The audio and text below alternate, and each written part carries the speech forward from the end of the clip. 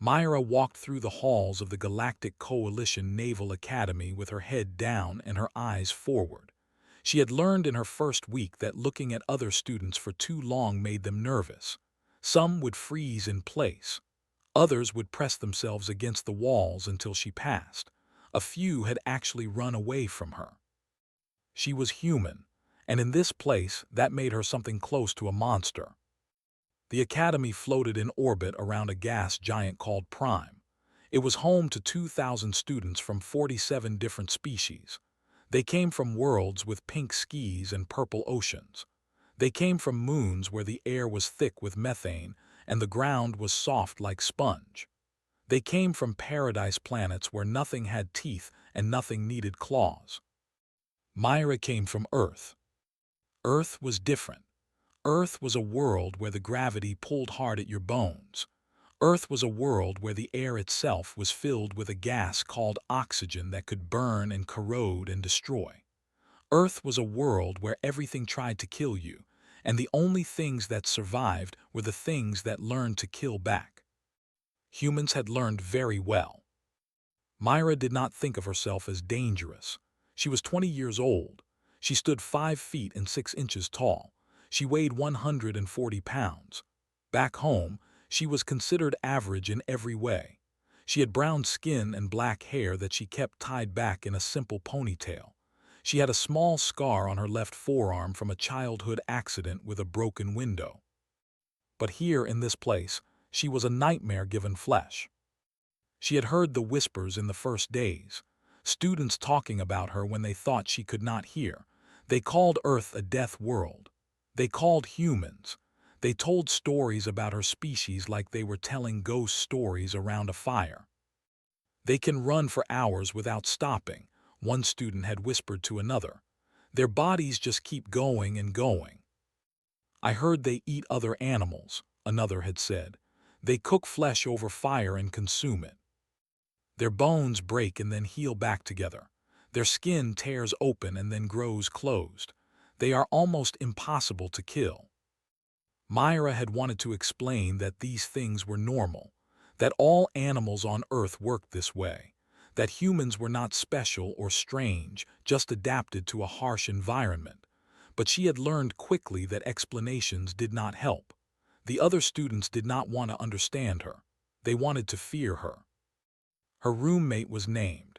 She was a species that looked something like a tall, thin humanoid with skin that could change colors based on emotion.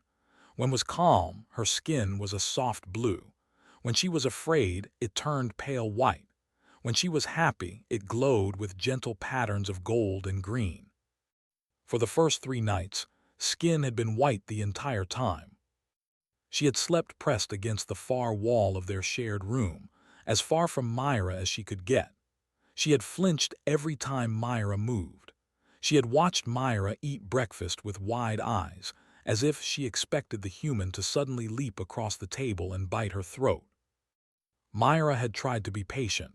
She had tried to be kind. She had spoken softly and moved slowly and done everything she could think of to seem less threatening. By the end of the second week had finally started to relax. She had asked questions, hesitant and curious. Myra had answered them honestly. "Is it true that humans can heal from injuries?" had asked one night. Myra had shown her the scar on her forearm. "I cut myself on broken glass when I was 8 years old. The doctors put 12 stitches in it. The wound closed in about 2 weeks." Skin had gone completely white. "Your flesh knits itself back together." "Doesn't yours?" It did not. Myra learned that most species in the galaxy did not heal the way humans did. Injuries were permanent. Scars did not fade. Bones that broke stayed broken unless they were replaced with artificial parts. She learned other things too. She learned that most species could not run for more than a few minutes without collapsing from exhaustion. She learned that most species needed to sleep for 12 or 14 hours every day. She learned that most species had never experienced pain the way humans did, because their worlds had never required them to develop such sophisticated nervous systems. Myra began to understand why they were afraid of her. But understanding did not make it easier. She was alone here, the only human among 2,000 aliens. There were 11 other human cadets in the integration program, but they had been scattered across different academies throughout the coalition. She had no one to talk to who understood what it felt like to be from Earth. And some students did not just fear her, some of them hated her. The Helix Society was a group of wealthy students from the core worlds of the coalition. Their families were powerful. Their names appeared on buildings and ships and laws. They had grown up believing they were the best the galaxy had to offer. And then a human had arrived.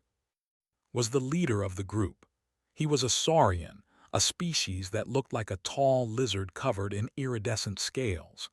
His family had founded 3 of the coalition's largest trading companies. He had never been told no in his entire life. He had decided that Myra did not belong here, and he had decided to make her life as difficult as possible. It started small, assignments that disappeared from her tablet, drinks that got spilled on her uniform in the cafeteria, whispered insults in languages her translator could not process, doors that closed in her face, study groups that suddenly had no room for her. Myra endured it. She kept her head down.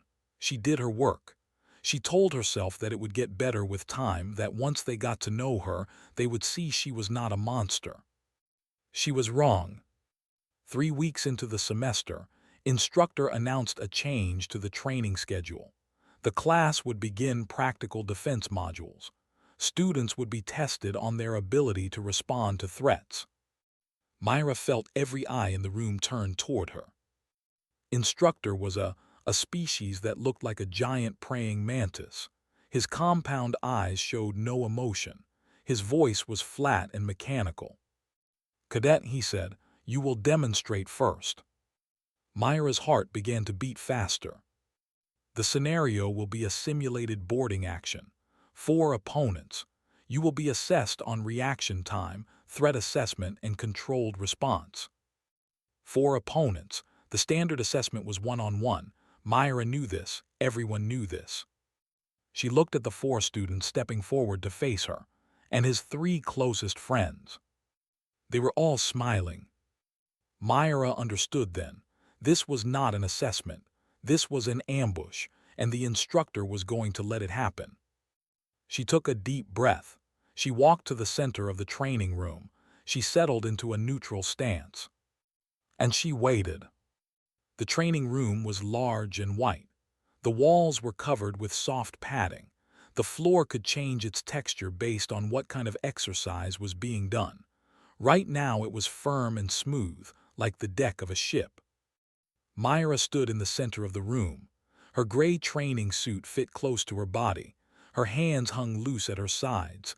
Her feet were shoulder-width apart. She looked calm. Inside, her heart was pounding. Around her, the other students had moved to the edges of the room.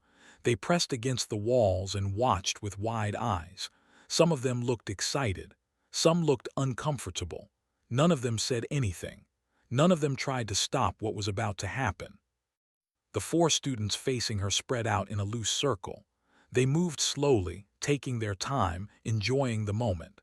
They thought they had already won. Stood directly in front of her. His scales caught the light and shimmered with colors of blue and green. His smile showed rows of small, sharp teeth. He looked at Myra the way a child might look at a bug before stepping on it. To her left he was a species built like a boulder with arms. His body was wide and thick with muscle. His skin was rough and gray like stone. His species communicated partly through sounds too low for most ears to hear. Myra could feel his voice rumbling in her chest even when he was not speaking. To her right she was a tall and thin with arms that had too many joints. Her limbs could bend in directions that should not have been possible. Her fingers were long and sharp. Her eyes were large and dark and showed no expression at all. Behind her he was the largest of the 4, a nearly 8 feet tall, covered in hard plates of natural armor. His species had evolved on a moon with gravity even stronger than Earth. He was supposed to be the strong one, the dangerous one. Myra had been watching all of them for weeks. She had seen how they moved. She had noticed where they were fast and where they were slow. She had found the places where they were weak. This was something humans did without thinking about it. They watched. They learned. They prepared. On Earth, the animals that did not prepare became food for the animals that did. Instructor stood on a raised platform above the room. His compound eyes looked down at the scene below. His mandibles clicked together as he spoke. The scenario is a boarding action. Cadet, you are a defender. You must protect your position. Your opponents may attack at will. You are permitted defensive action only, controlled response, no lethal force. The words were a lie and everyone knew it. This was not a test. This was punishment. The instructor wanted to watch the human get beaten. He wanted to put her in her place. Smile grew wider. "Do not worry, Taryn," he said. His translator made his voice sound smooth and friendly, but his eyes were cold. "We will try not to hurt you too badly." Myra said nothing. She kept her breathing slow and steady. She watched all four opponents at once, tracking their positions without looking directly at any of them. Back on Earth, she had trained in martial arts since she was 7 years old. Her mother had insisted on it. "The world is dangerous," her mother had said. "You need to know how to protect yourself." She had learned judo first, the art of using an opponent's strength against them. Then she had learned maga, a style designed for real fights, not sport. In high school and college, she had wrestled competitively for 6 years. She had won more matches than she had lost. But she had never fought aliens before. She had never faced 4 opponents at once. She did not know if her training would work against bodies so different from her own. She would find out soon. "Scenario begins in 10 seconds, instructor announced. 9, 8, 7. Myra felt time begin to slow down. This always happened to her before a fight. Her senses sharpened. Her thoughts became clear. Everything except the moment in front of her faded away. 6, 5, 4. Shifted his weight forward. He was going to charge first. He thought his size would overwhelm her. He thought she would freeze up or try to run. 3, 2, 1. Flexed her many-jointed arms, cracked his armored knuckles. His tongue flicked out to taste the air. "Begin." The buzzer sounded. Charged, he was fast for his size, faster than Myra had expected. His thick arms reached for her shoulders. He wanted to grab her and hold her still so the others could attack. Myra did not think. Her body moved on its own, following patterns she had practiced 10,000 times. She dropped low, bending her knees and ducking under his grasping hands. His fingers closed on empty air. She was behind him now, her hip pressed against his. Her hands gripped his arm. She twisted her whole body and pulled. On Earth, this was called a hip throw. It used the attacker's own weight and momentum against them. The bigger the opponent, the harder they fell. Was very big. He flew over her hip and crashed into the floor with a sound like thunder. The impact knocked the air from his lungs. His eyes went wide with shock. He had never been thrown before. No one on his world was strong enough to throw him. Myra was already moving before he hit the ground. Came next. Her arms whipped toward Myra's face from 3 directions at once. They were fast and flexible, able to strike from angles that a human arm could never reach. But Myra had watched Stretch in the cafeteria. She had seen how her arms moved. She had noticed that the second joint, the one halfway between shoulder and elbow, bent more easily than the others. It was flexible, but it was not strong. Myra caught one of the striking arms. She twisted it against the joint, applying pressure in the direction it was not meant to bend. She felt something give way. She heard a sound like a stick breaking. Screamed, her arm went limp. She collapsed to the floor, curling around her injured limb. 2 down, 2 to go. Was already swinging at her. His armored fist was the size of her head. It moved through the air with enough force to dent metal. Most fighters would have stepped back. Most fighters would have tried to dodge. But stepping back would put her in range of who was circling behind her. Dodging would waste time she did not have. Myra stepped forward instead. She moved inside the arc of swing, so close that his fist passed behind her. For a moment they were almost touching, face to chest. She had noticed something about weeks ago. His armor covered most of his body, but there were gaps, places where the plates did not quite meet. One of those gaps was on his side, just below his arm, where the chest plates met the back plates. Myra drove her elbow into that gap. She hit soft tissue. She felt things move that were not supposed to move. Made a sound that was not quite a scream. It was more like the air being let out of a balloon. He bent forward, clutching his side. Myra's knee came up and met his face on the way down. He dropped like a tree falling in a forest. 12 seconds had not yet passed. 3 of her opponents were on the floor. Only remained. The Saurian had frozen in place. His smile was gone. His scales had turned a pale color that Myra did not recognize. His eyes were wide and his mouth was open, and he was staring at her like he had never seen anything like her before. He had wanted to teach the human a lesson. He had wanted to show everyone that she was weak, that she did not belong. Now he understood the truth. He turned and tried to run. Myra crossed the distance between them in 2 quick steps, her foot hooked behind his ankle, her hand pressed against his chest. He fell backward and she followed him down, landing with her knee on his chest and her hand hovering near his throat. She did not hit him. She did not choke him. She just held him there, pinned to the floor, helpless. The room was completely silent. No one moved. No one spoke. Everyone stared at the small human girl who had just destroyed 4 larger opponents in less time than it took to draw a breath. Myra looked up at Instructor. Her breathing was only slightly faster than normal. Her heart rate was already slowing down. "Defensive action only," she said. Her voice was calm and steady. "Controlled response, no lethal force." She released and stood up. She stepped back and stood at attention, hands at her sides, eyes forward. "Was that assessment satisfactory, sir?" The instructor did not answer. His mandibles had stopped moving. His compound eyes were fixed on her with an expression that might have been shock or fear or both. On the floor began to shake. The medical drones arrived 43 seconds after the fight ended. They floated into the room on silent motors, their sensors scanning the 4 bodies on the floor. Red lights blinked. Alarms chimed. The drones began their work. Myra stood in the center of the room and watched. She did not move. She did not speak. She waited. Around her, the other students had pressed themselves even harder against the walls. Some of them had their eyes closed. Others were trembling. A few had tears running down their faces.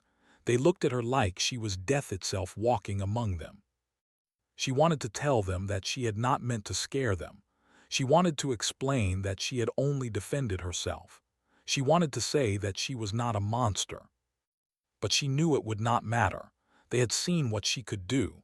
They would never look at her the same way again. The medical drones lifted each of her opponents onto floating stretchers, was unconscious and his body was twitching. The fall had cracked 3 of the bones in his spine and given him a concussion. He would need surgery. Was crying in pain. Her arm hung at a wrong angle, bent in a direction it was never meant to bend. The joint that Myra had twisted was destroyed. It would need to be completely rebuilt with artificial parts. Was the worst. The strike to his soft tissue had caused bleeding inside his body. His face was swelling where Myra's knee had connected. The drones were pumping chemicals into him to keep him stable. Was physically unharmed, but he would not stop shaking. His scales had lost all their color. His eyes stared at nothing. When the drones tried to examine him, he flinched away and made a sound like a wounded animal. Instructor finally spoke. "Class dismissed," he said. His voice was flat and empty. Cadet, remain here. The students fled. They did not walk out of the room. They ran. They pushed against each other in their hurry to get away. Within moments, Myra was alone with the instructor and the medical drones. She stood at attention and waited. Climbed down from his observation platform. He moved slowly, his mantis-like legs clicking against the floor.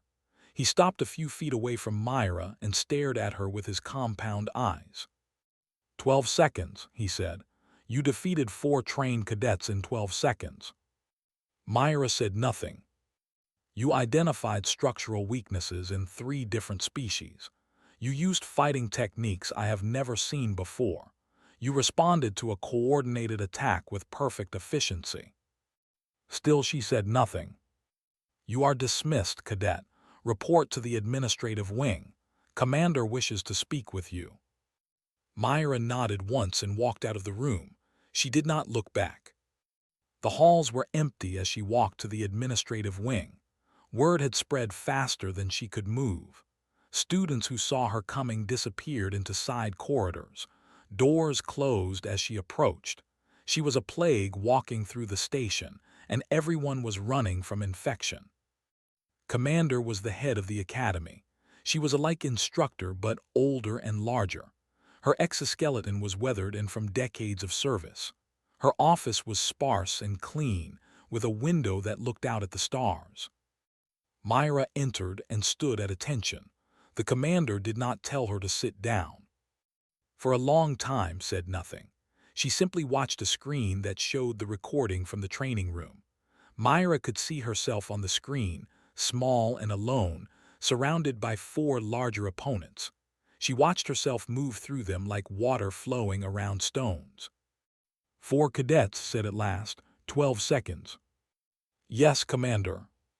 You used 3 different fighting styles, judo, maga, wrestling. The commander's mandibles clicked. I had to search human databases to identify them.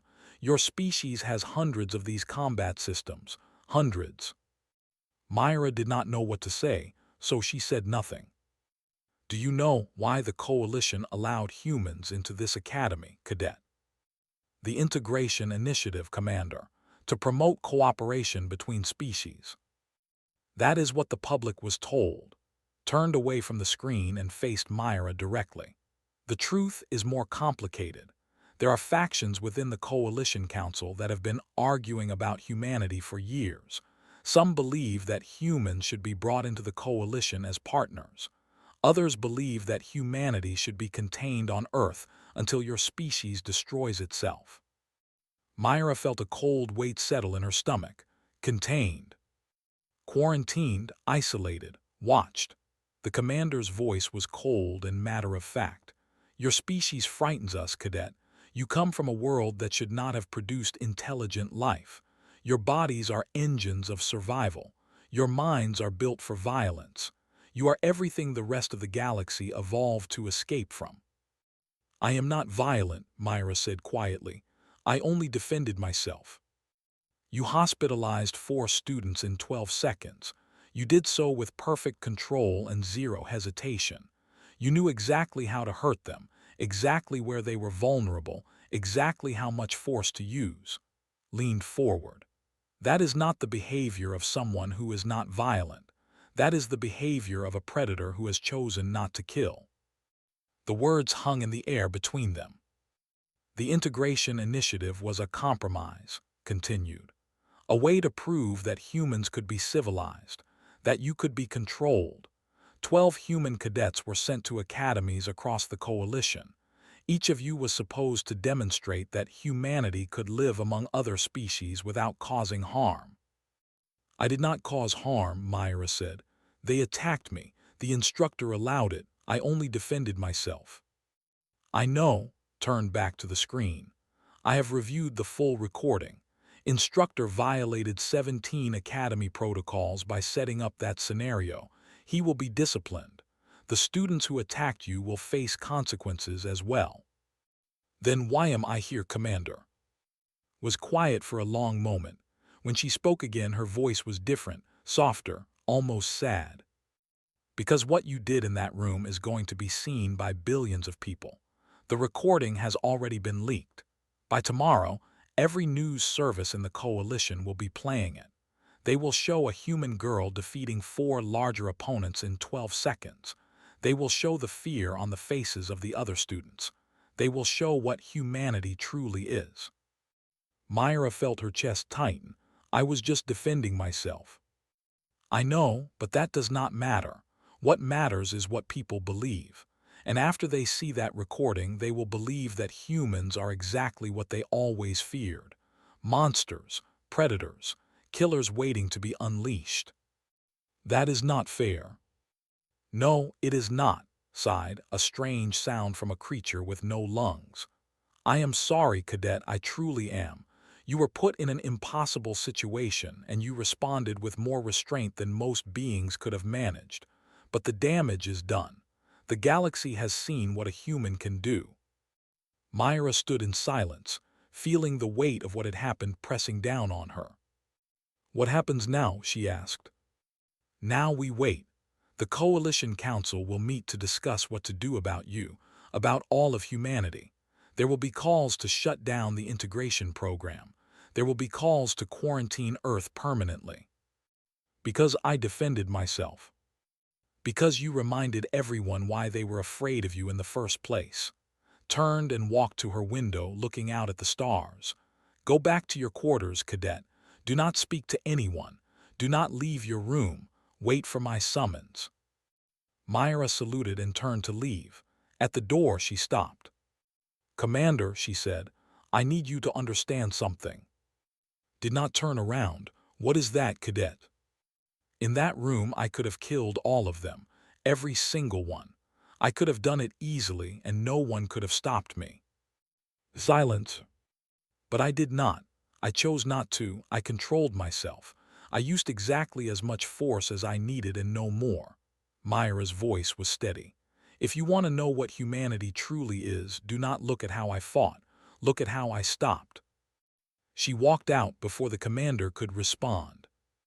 The recording spread across the galaxy like fire through dry grass. Within hours, it was on every news service in the coalition. Within a day, it had been viewed by billions. Within a week, there was not a single inhabited world where people had not seen the 12-second video of a human girl destroying 4 alien cadets. The headlines were not kind. Human Cadet HOSPITALIZES 4 in brutal attack. DATHWORLDER violence caught on camera. Is this the future of human integration? Coalition Council DEMANDS answers after Academy assault. Myra saw none of this. She was confined to her quarters, alone with her thoughts and her fears. She was not allowed to use the station network. She was not allowed to communicate with anyone outside. She was a prisoner in everything but name. Her roommate came to see her on the second night. They stood in the doorway for a long time before finally stepping inside. Her skin was shifting between pale white and soft blue, fear and concern mixing together. I brought you food, said. She placed a tray on the desk. The cafeteria staff were afraid to come near your door. Thank you. Myra did not move from her bed. She had not moved in hours. She had been staring at the ceiling, thinking about everything that had happened, everything that was going to happen. The whole station is talking about you. Sat down on her own bed, keeping the maximum distance between them, but she did not leave. That meant something. They are saying that you are dangerous, that you should be sent back to Earth, that all humans should be sent back to Earth. I know. They are saying that the integration program was a mistake, that humans cannot be trusted to live among civilized species. I know. Was quiet for a moment. Her skin colors shifted and changed as she worked through her emotions. Finally, she asked the question that Myra had been expecting. Why did you not kill them? Myra turned her head to look at her roommate. What? In the recording, you could have killed them, everyone can see that. You were faster than them, stronger than them, more skilled than them. When you had the last one pinned to the floor, you could have crushed his throat with your hand. You could have killed all 4 of them and no one could have done anything to stop you. Skin had gone very pale. Why did you stop? It was the same question Commander had asked. The same question the whole galaxy was probably asking. Myra had been thinking about the answer for 2 days. Because killing them would have been wrong, she said. They were not trying to kill me. They wanted to hurt me. They wanted to humiliate me, but they did not want me dead. Killing them would have been more force than necessary. But they attacked you. On my world, if someone attacks you, you have the right to defend yourself by any means necessary. On my world too, but having the right to do something does not mean you should do it. Myra sat up and faced directly. I am human. I come from a world where everything is trying to kill you. My ancestors survived by being strong and fast and violent, but that is not all they were. They also survived by being smart, by working together, by knowing when to fight and when to stop fighting. I do not understand. A predator that kills everything it sees will eventually run out of prey. It will starve. It will die. The predators that survive are the ones that know how to control themselves, the ones that hunt only when they need to, the ones that save their violence for when it truly matters. Skin was slowly shifting from white to blue as she listened. She was beginning to understand. Humans are not monsters, Myra continued. We are not mindless killing machines. We are survivors, and the most important part of survival is knowing when not to kill. But the galaxy does not see it that way. No, they do not. Myra lay back down and stared at the ceiling again. They see a scary alien girl defeating 4 of their children in 12 seconds. They see a monster that they cannot control. They see everything they have always feared about humanity. What are you going to do? I do not know. The Council is meeting to decide my fate, to decide the fate of all humans in the integration program. Maybe they will send me home. Maybe they will shut down the program entirely. Maybe they will use this as an excuse to quarantine Earth forever. Was quiet for a long time. Then she stood up and walked to Myra's bed. She sat down on the edge, closer than she had ever been to the human before. I was afraid of you, she said. When I first learned that I would be sharing a room with a human, I was terrified. I could not sleep. I could not eat. I kept waiting for you to attack me. I know. But you never did. You were kind to me. You were patient with my fear. You answered my questions without getting angry. You showed me your scar and explained how your body heals. Myra looked at her roommate. Skin had turned a soft gold color that Myra had never seen before. In 3 weeks you have been more kind to me than most of my own people have been in my entire life, said.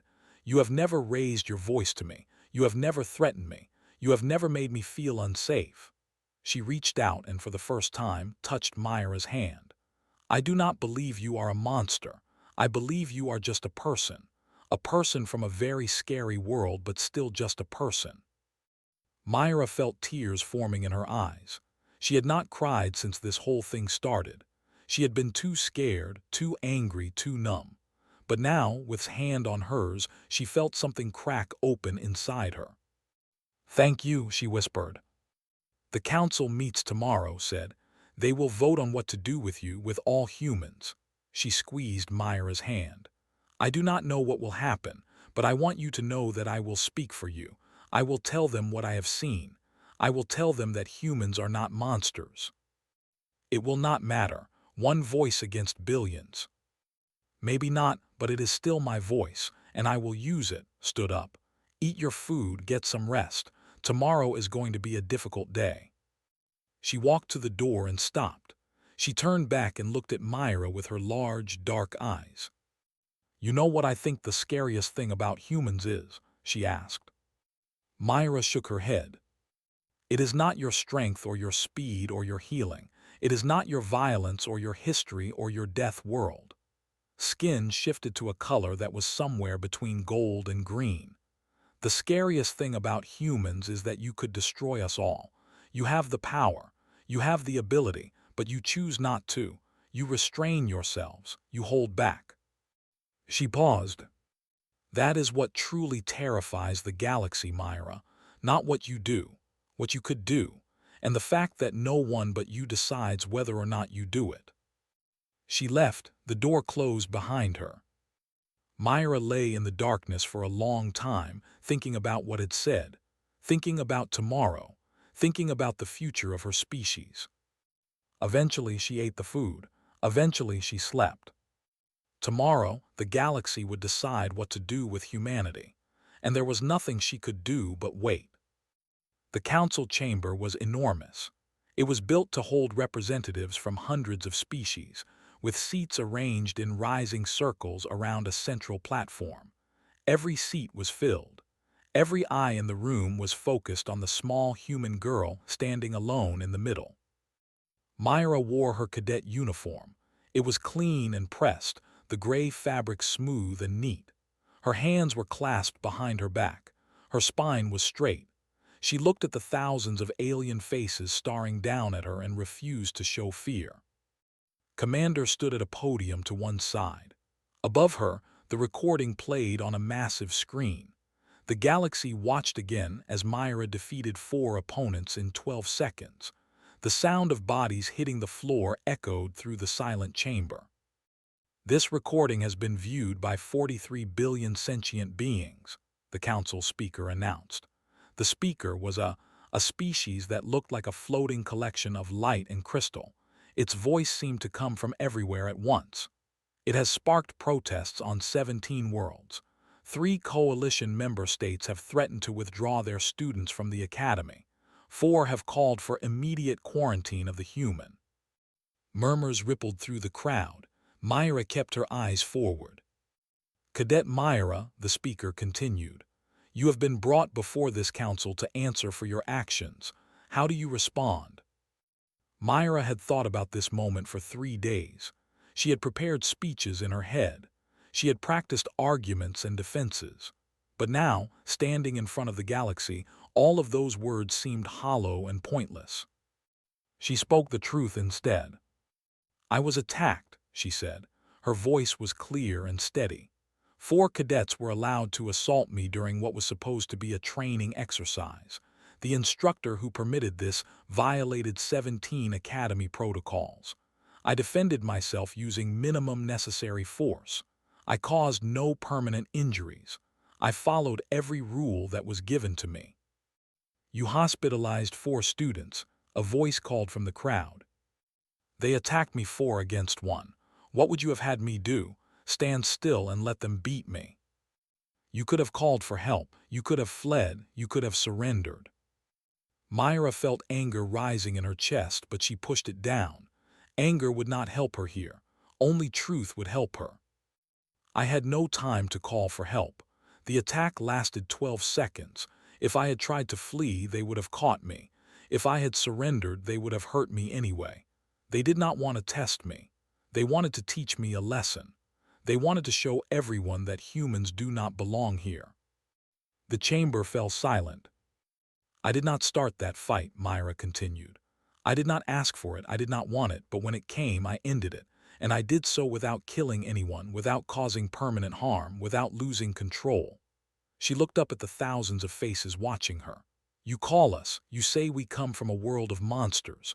You fear what we might do if we are given freedom. But look at what I actually did. Look at my actions, not your fears. Commander stepped forward. If I may address the council. The speaker nodded. I have served in the coalition military for 60 years, said. I have fought in 3 wars. I have seen violence and death in forms that most of you cannot imagine. And I have never seen anything like what happened in that training room. Myra's heart sank. Even the commander was against her. Not because of the violence, continued, because of the restraint. The murmurs returned, confused this time. Cadet was attacked without warning by 4 opponents who were larger, stronger, and better positioned than her. She had every right to use lethal force. Any court in the coalition would have found her justified. Turned to look at Myra. But she did not. She controlled herself. She calculated exactly how much force was needed to neutralize each threat and used no more than that. She disabled 4 attackers in 12 seconds and walked away with no blood on her hands. That only proves how dangerous she is, someone shouted from the crowd. No, it proves how controlled she is. His voice was firm. Danger without control is chaos. Danger with control is power. And power under control is exactly what the coalition needs. The chamber erupted in noise. Voices shouted over each other. Some called for Myra's expulsion. Others demanded that the integration program continue. The speaker had to call for order 3 times before the crowd fell silent. The council will vote, the speaker announced. All in favor of expelling Cadet and ending the human integration program. Myra watched as hands and appendages and tentacles rose throughout the chamber. There were many, too many. Her heart began to pound. All opposed. More hands rose. Myra could not tell which side had more. The motion fails, the speaker announced. By a margin of 53 votes, the human integration program will continue. Cadet will remain at the academy. The noise that followed was deafening. Some voices cheered, others shouted in anger. Myra stood in the center of it all and felt her legs go weak with relief. She had won. Somehow, impossibly, she had won. The speaker called for order again. However, it continued, the council has attached conditions to this decision. The circumstances of the original incident will be fully investigated. Instructor will face military tribunal. The cadets who initiated the assault will be disciplined according to academy regulations. And what of the recording? Someone asked. It has already spread throughout the galaxy. The damage is done. The recording shows exactly what happened, said. It shows a human being attacked unfairly. It shows her defending herself with skill and restraint. Perhaps that is not the story some wish to tell, but it is the truth, and the truth will speak for itself. Myra was escorted from the chamber by 2 security officers. They did not touch her. They did not speak to her. They simply walked beside her until she was back in the academy corridors. Was waiting for her. I heard, they said, her skin was glowing with gold and green. You survived. I survived. Myra felt exhausted. The tension she had been carrying for days was finally starting to release. What happens now? Now you go back to class. You finish your training. You become a coalition officer. Just like that. Just like that, smiled, a strange expression on her alien face. The other human cadets at the other academies have been following what happened. They have been calling it something, a name for what you did. What name? The 12-second doctrine. They say you proved something important, that humans do not have to be monsters to be respected, that strength and restraint can be the same thing. Myra thought about that. She thought about all the fear and hatred she had faced. She thought about the council chamber and the billions of eyes watching her. She thought about the future that lay ahead, not just for her, but for all of humanity. We are going to change everything, she said quietly. Are we not? Took her hand again. This time she did not hesitate. I think, she said, you already have. 3 months later, Myra graduated at the top of her class. She was offered a position on a coalition warship as a tactical officer. Commander personally signed her recommendation. On her last day at the academy, she walked through the corridors one final time. The students still stepped aside when she passed, but now some of them nodded to her. A few even smiled. She was still the girl from the Nightmare Planet. She was still the human who had sent 4 cadets to the sickbay in 12 seconds. But she was also something more now. She was proof that humanity could be trusted. That strength did not have to mean cruelty. That the deadliest weapon in the galaxy could also be the most precise. She boarded her transport and left the academy behind. Ahead of her lay the stars and a future that no one could have predicted. Humanity had arrived in the galaxy, and the galaxy would never be the same.